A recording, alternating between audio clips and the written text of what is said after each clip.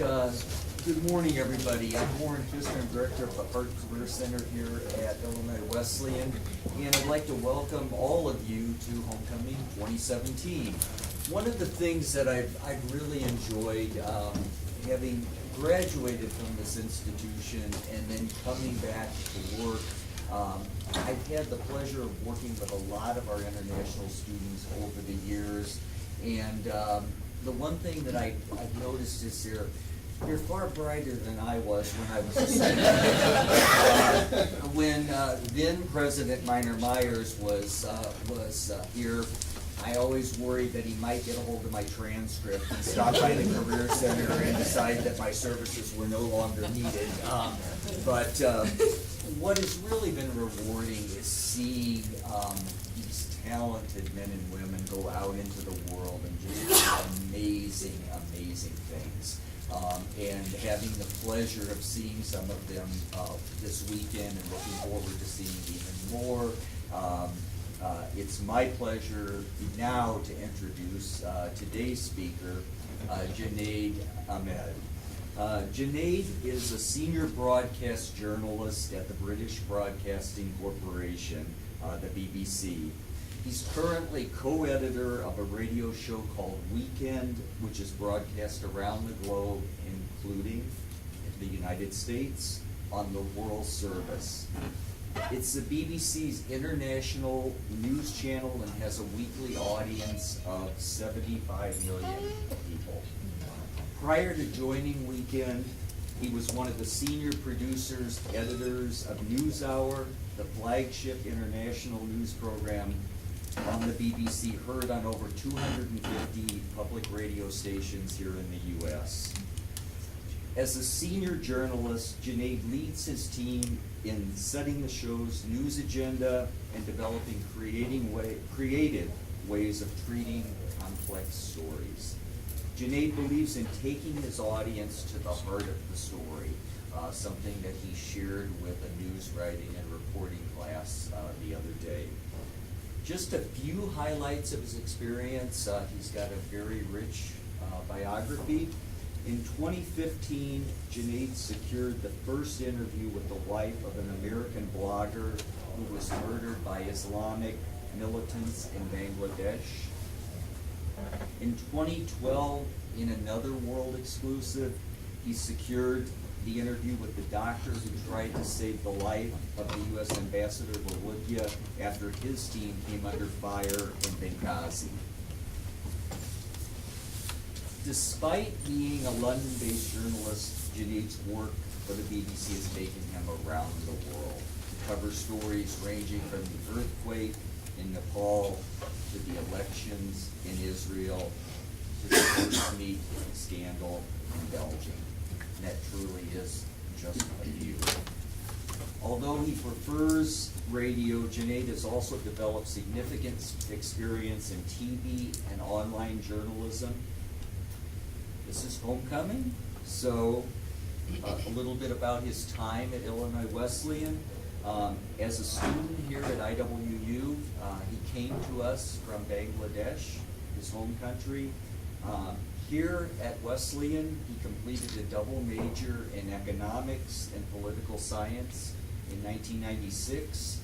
He was active in Acacia Fraternity, Model United Nations, the International Students Association, and last, but I'd like to think certainly not least, he worked at the University Career Center.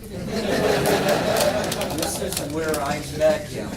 And for those of you that were here for Lavanga's presentation earlier, I would say that is probably a step up from Saga. Yeah. Quite as much of a culture shock as Saga was for Lavanga. And I credit my former colleague and still wonderful friend Ann Harding with having brought Junaid on board, because I inherited him. He had been hired as I started my position. So got to know him in his final year, and through the wonders of social media have been able to stay in touch with him, and was thrilled when he was able to come back. In 2004, Junaid completed his master's degree in international relations from Middlesex University in London.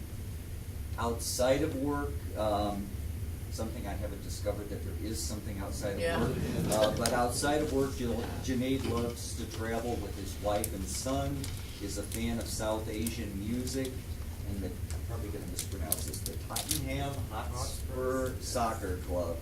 And he also enjoys riding his bike when it's not raining in London. So, without further ado, I'm going to turn this over to Junaid.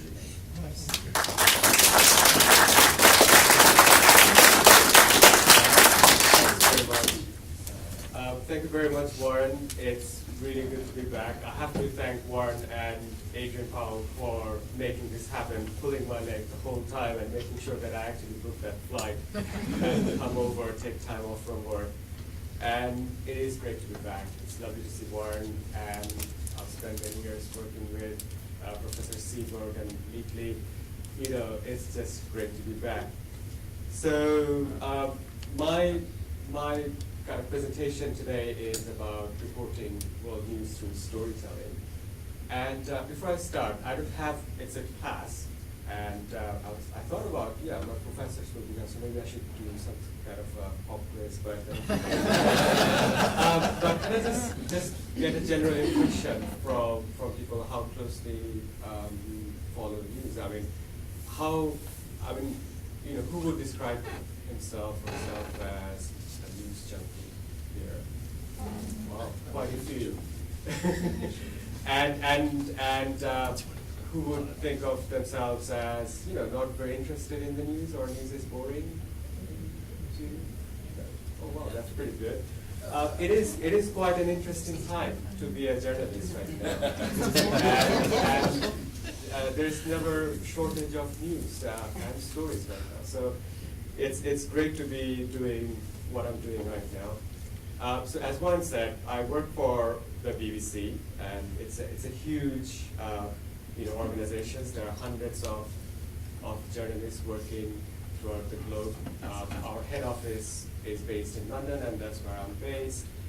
And most of my work is in London, working on stories, coming in every day, looking at the news agenda, thinking, okay, what are the key stories that we need to do, that people across the globe need to be aware of? And that's how my day starts. And it's an interesting job. We run into interesting people. There was this one visitor a few months ago. So just happened to walk past my desk. So she came in to inaugurate our new building, which we moved a few years ago, actually.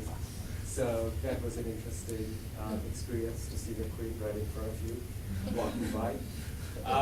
And I do travel, as Warren was saying, but not as much, but it's interesting. And what I really like about traveling to work, whether it's going to Israel to cover an election there, going to Nepal after an earthquake, or going to somewhere like Bangladesh, where I'm from myself, after an industrial disaster, and really speak to people directly. Because when you speak to someone who's affected by the news, you know what that person is saying, and then what that person really wants the rest of the world to know about that story. So it's quite important.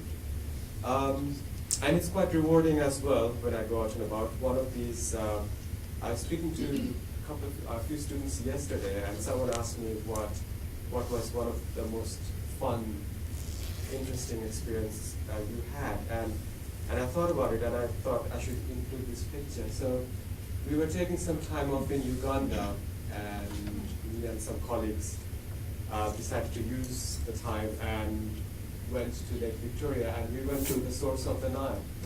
And that was an amazing experience. So work is hard, quite heavy, but there are opportunities to do interesting stuff as well. So before I go into talking about storytelling and why it's a good way to reflect people's views and feelings from one part of the world to another, I'll start with my experience at IW, because that's where it all started, and kind of launched me into the path where I am now. So this is one of the oldest pictures I found from my kind of item. So I'm wearing that green parka because it was quite cold.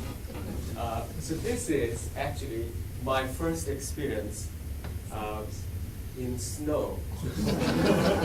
So before I came from Bangladesh, I had never seen snow in my life. And we were all a bunch of international students outside the camp hall.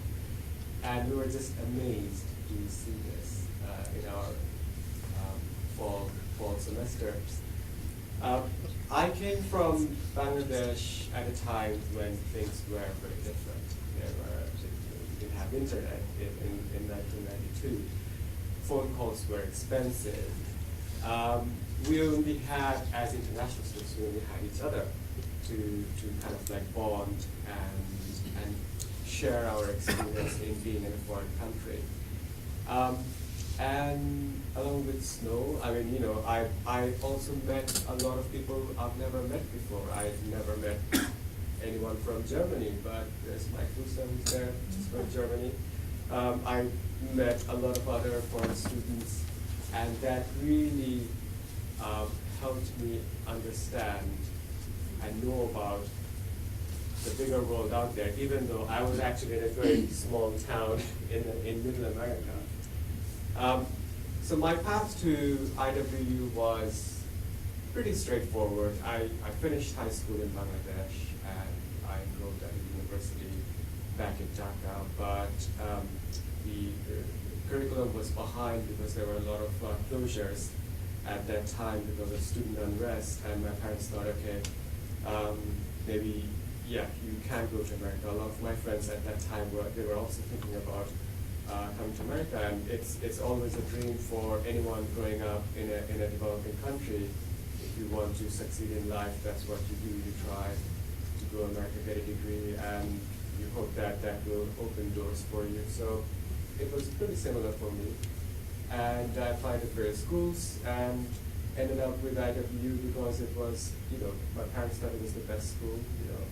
They liked the idea that it was a dry campus. So that was pretty interesting. And I got a good financial aid package that also was a factor. And then yesterday I was talking to one of my friends, and he was saying, yeah, no application fee. That also made a difference when you applied for it. And when I came here, I was lucky enough to meet a bunch of faculty and friends that and a sense of openness that allowed me to kind of embrace the IW life. And I've been thinking last few days, okay, if I were to put my whole experience 4 years in some key words, I mean, what are the kind of the word that comes to mind? And I think one of the major components here would be liberal arts. The background that I came from, the idea of getting a degree is slightly different from the liberal arts idea that we have here. So after coming, I realized that I not only can take courses that I started with, which was economics, but I could do, and I had to do, a few other things as well. I liked it, whether I liked it or not. So I took lots of courses. I took maths, for example, and that was horrible. So I knew that was not for me. But I also took politics, and I really enjoyed it. And I thought, yeah, this is good, and I could take a few more courses in politics. And that led me into taking my January term courses. I took two, one to New York, one to Washington. And that opened up, this whole world to me, the world of diplomacy in New York and the world of politics and government in Washington. And when I came back after after the first January one, I thought, okay, maybe I should do a double major. I want to do politics as well. And I went to see Professor Leakey was my advisor, and he said, maybe, yeah, minor and no major. I said, okay, you need more credit. So I took a couple of summer courses to make up for the general requirements, convinced my parents that I could do that as well, and yeah, ended up doing both.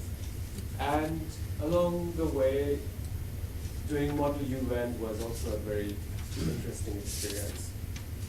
That was like the first time I had met people who were not friendly at all. And you really have to negotiate hard to get anything done when doing all these Model UN sessions. And then I did an internship as well with a nonprofit that was based in New York at the UN office there in New York. So that also helped me have a greater understanding of how politics, international politics work. And all this combined, looking back now, I think are the key words and moments that helped me. And one thing I'm going to mention now is my experience with WESF. I mean, when I was here on campus, it was a joke. It was a way to pass time, play some music, and nothing more than that. But when I actually started a job as a radio producer, hey, that experience actually came handy to me. I knew a little bit more about sound than my colleagues who came from print background.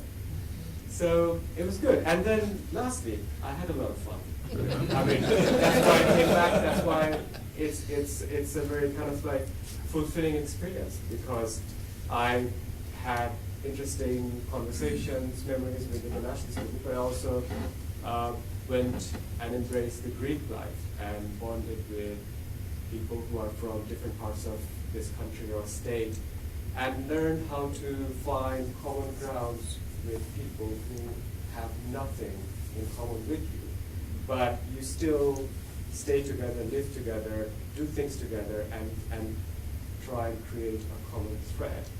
And looking back to those experiences and my experience now, I think that has helped me quite a bit in finding common ground with interviewees that I do, stories that I do, and people I try to get on my show. So with storytelling, it's pretty simple.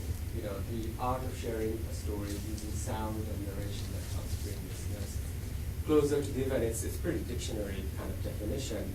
And there's storytelling everywhere. If you watch a film, there's storytelling. If you hear a song, you hear a story in it. It's common. So in the news business, when we talk about storytelling, it's about passing this news through the story of someone or something to an audience that may not be fully aware of what's going on, or even interested to know what's going on. So why is it useful? Why we think of storytelling as a key way of spreading news? It helps cross geographical boundaries, because news, in its a very inherent way, is what people care about is what's happening in their own backyard. If it's not happening in your backyard, maybe you're less interested. People are interested if it affects their bank balance, their pocket, their family life, or something. So how do you express, or how do you tell the story of something that's happening thousands of miles away in another country? So you try to find something that will help someone far away try and be interested in it. You rely on universal feelings and emotions. People are curious as well to know what else is going on in the world. And if there's a way to find something from, like say, someone in Afghanistan, and you find a story, a person who can tell, like, okay, this is what I'm going through right now, even if someone is listening to it sitting in Missouri, for example, you'll probably be able to relate to it, because there may be some commonality. And it has a longer lasting impact. And I bet you would remember a guy who just lost his job and is struggling to find work more than a report about unemployment, someone giving statistics. So it has a longer lasting impact. So I'm going to give you an example of how one of the kind of like assignments I was in recently, and how we did this story, and you can hear it, and I can tell me what you think about it. So I came in with a colleague of mine to cover the presidential election when the campaign kicked off for the primary. So we came into Iowa for the caucuses, and we went to New Hampshire for the first primary there. And so this was our brief. To Americans following the U.S. politics, it's a well-known story. No one has to tell you how it works and what happens. But for people listening or trying to understand American politics, say back in somewhere in Kenya or in Moscow or in Brussels, they don't know the whole kind of process and how long it is. So this was at the very beginning, and our idea was the audience for the next 1 year almost will be bombarded with various kind of political stories about the US election. This is beginning, so let's give them the context and what they will be listening in the next coming months. So this was our brief our boss, the editor, gave us before we came in. So our job was to explain what is a primary, how engaged people are with politics, and if candidates are actually engaging more. People at the grassroots are interested about. And we have to, the piece has to be an explainer. That was our brief.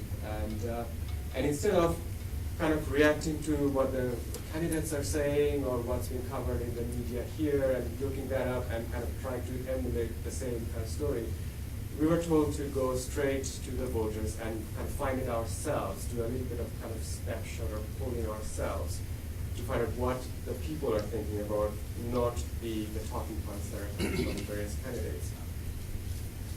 So, across the Atlantic. And joining us as Razzie Eric Bell, who's in New Hampshire for today's primary Razzie.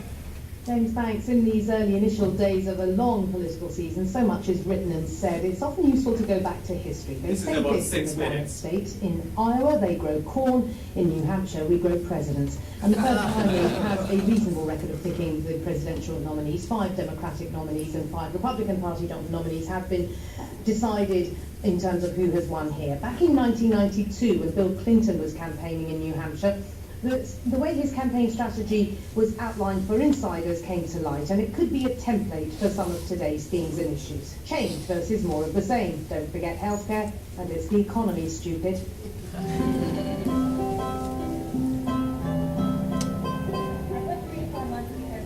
And where better to test the micro version of the economy for the middle classes than at a farmer's market. Live harp music and the smell of homemade cooking greets us. So you're making guacamole. It is. Tell me, you're here at the farmer's market in Concord. How is business? Business is great.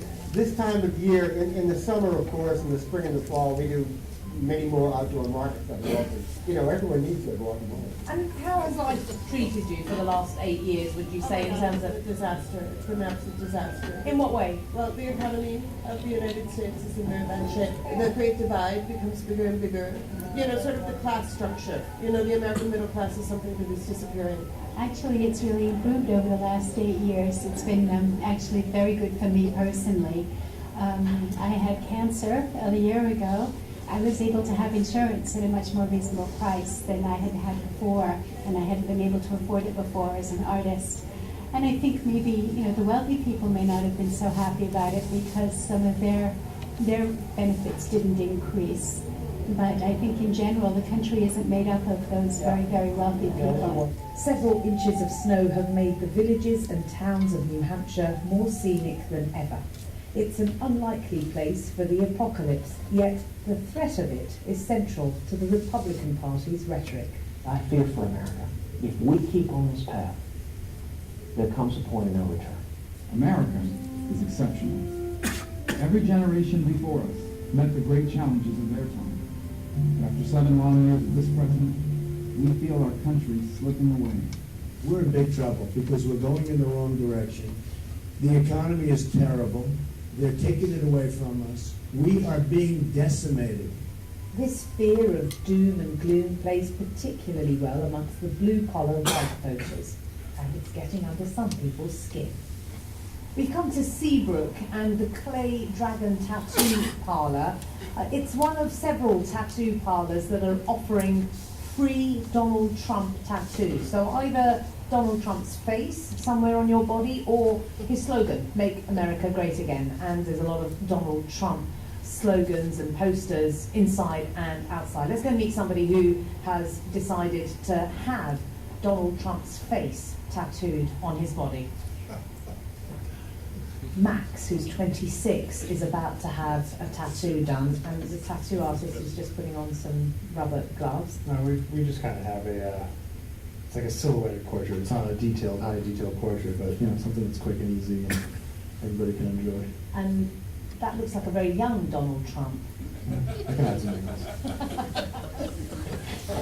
Max, most of your forearm is covered, and you've got one on your right arm. I got them all over, really. I started at a young age. The tattoo artist has just laid down the stencil of Donald Trump's face. Fantastic head of hair. Can't wait to get to it. How big a decision is it to have a picture of Donald Trump on your body? I guess it's a big deal. You definitely have to be behind the person. I think America is down in the dumps, needs to be picked up. He seems to get the people going, and you know, as a young father, it's kind of hard to find work that's steady and pay your bills and just feel comfortable with everything financially. What do you do? Right now, I'm a carpenter. I build homes. My employment status is, you know, not the greatest. It's like you work for a couple months, you're laid off for a couple months. Things pick up, the economy picks up for a little bit, and then it's like slam in your face, it's right back down, and you got nothing to do for months at a time. So a lot of people are disappointed. The majority of people, I think. So we're just seeing the final touches of Donald Trump's face on the back of Max's leg here. The stencil's been followed closely. It's just black. We're missing the joy of Donald Trump's hair. I'm going to take a picture of it. Well, what do you think? I think it looks good. It came out great. It's awesome. Not to be outdone, a free gift of Bernie Sanders' face is also being offered by tattoo artists in neighbouring Vermont.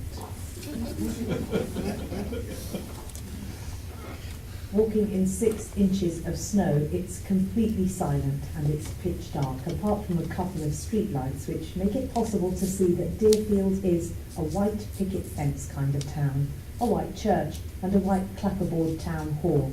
And on the first Saturday of every month, something rather special, steeped in history, takes place here. It's a contra dance.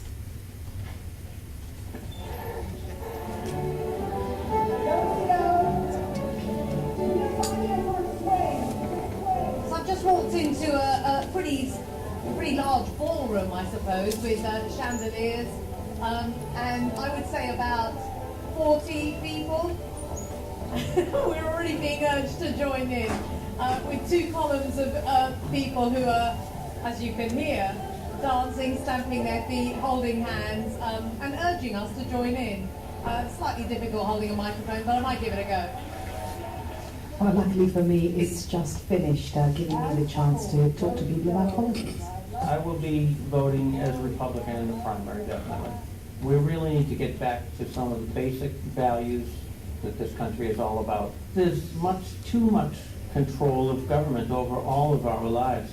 You can't do anything here without getting a permit for it. You know, you need permission to use your own property. You need permission to do anything and everything. When I was younger, I felt much more like liberal about things, but looking back on it, I never have been liberal. I just didn't know what I was looking at. What would you say to those people, some of whom we've met in the last couple of days, who argue that America's place in the world has been diminished and lost? I don't know much about Cruz and Rubio. What I can say is clearly Trump is a bully. And when he says, I want to make America great again, he basically wants to make America a bully. And I think we need to stop that. How would you characterize New Hampshire as a state? Is this a happy place to be? I'm enjoying life. but I enjoy it with my friends, and there are also people I really do not want to deal with. Our town just had a town meeting today, and one of the questions was, can we get the town to build a firing range? I don't know, we can't get this new snow plow, but we need a firing range. I have a little problem with that. But on the other hand, like I say, as long as I'm with my friends, I think it's wonderful. Go, slide left, go forward, slide right, go back.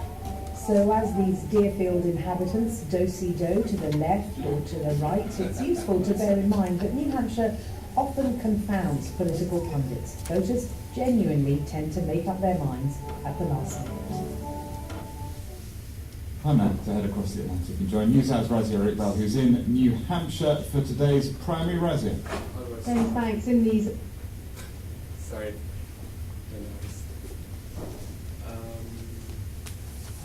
So, what do you guys think?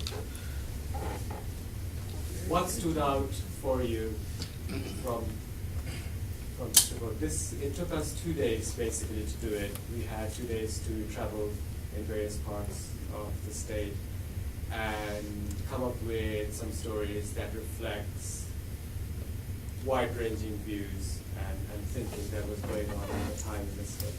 So, I mean, listening to it, what was the most interesting bit you guys thought?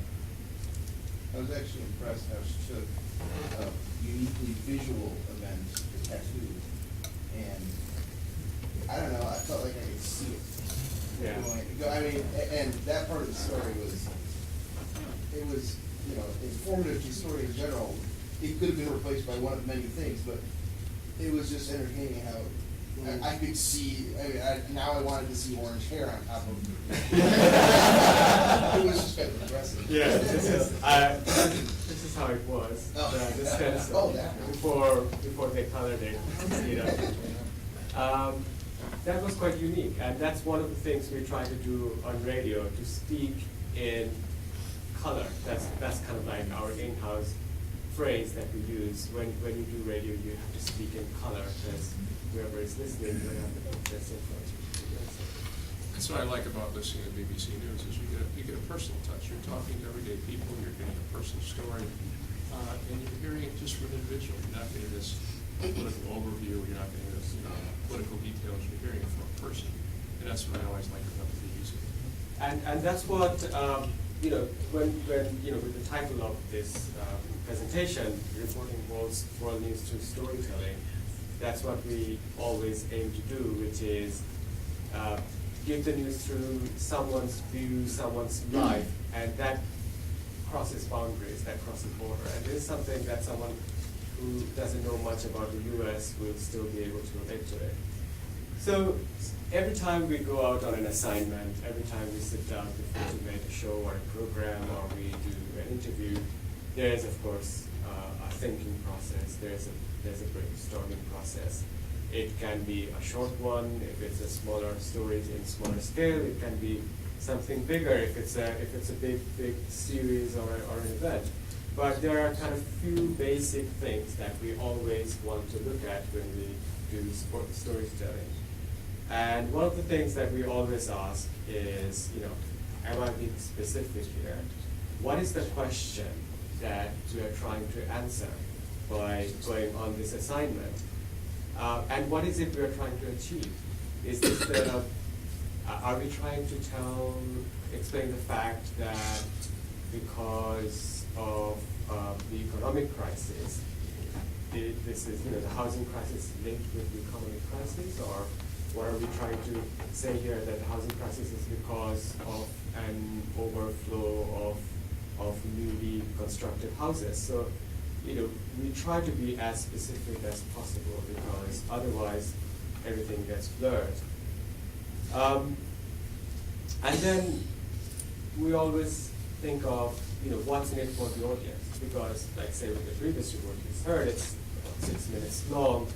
So whoever is listening to it has to get something out of it. Otherwise, why would you devote, a part of your day listening to this story? And what we think, we hope that the audience will get is an understanding of what's going on in the world. And also, you need to check, okay, what else is out there? If someone else has done the story, do you really want to go and do that story again and say the same thing again? Or do we try to find something different?